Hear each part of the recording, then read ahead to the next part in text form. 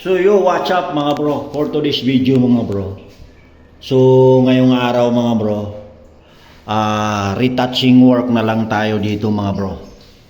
Pera lang kung iba pa masilyahan ng may-ari yan mga bro. Pero ang order ni sa akin walang masilya na lang daw to eh. Hindi na raw pipinturahan, ganyan na lang daw itsura niyan. So okay naman sa akin kasi sila naman yung may-ari. Pero ngayong araw, ito yung tatapusin natin mga bro. Retouching work tayo dito mga bro. Yan. Yung mga concrete connection dyan mga bro. Yan. Yan yung ano. Yun yung pinagdugsungan eh. So i-retouch natin yan. Pati ito. Yan. Babaw na yan mga bro. So para maganda siya tingnan. Alright mga bro. So yan. Ito yung accomplishment natin kahapon, ceiling, tsaka electrical works. Yan yung accomplishment natin kahapon. So ngayong araw na to, ito yung gagawin natin. Alright mga bro. So yan, let's go mga bro. So wala tayong tripod ngayon dito.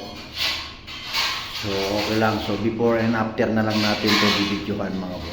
Alright mga bro. Ayan. So kitang-kita nyo naman mga bro kung alin yung luma, alin yung bago na bird. Yan.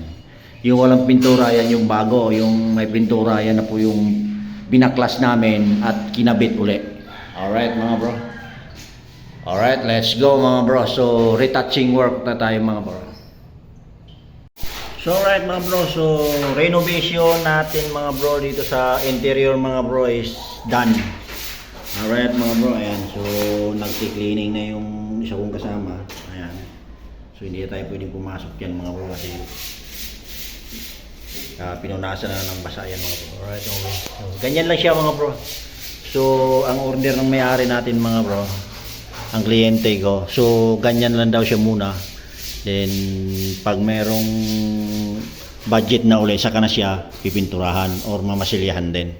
Alright mga bro. So yung mga ganong proseso mga bro, nire-respeto natin yung ganon kasi wala na siguro siyang budget kaya ganun mga bro. Alright mga bro. So ayan. So after ng magkaroon siya uli na ng budget, pipinturahan at masilyahan na rin ito mga bro. Alright. So yan. So project re-roofing and firewall, trusses fabrication, ceiling installation and wall plastering is done. Alright mga bro. So yan, nakakatapos na naman tayo ng project mga bro. Let's go mga bro. So shout out po sa lahat ng nakasubaybay sa aming page, sa aming YouTube. Ingat po kayo palagi. Sana gabayan tayo ng mahal nating Panginoon mga bro. Alright mga bro. So let's go. Tuloy-tuloy lang ang ating laban mga bro. Let's go mga bro. Thank you so much.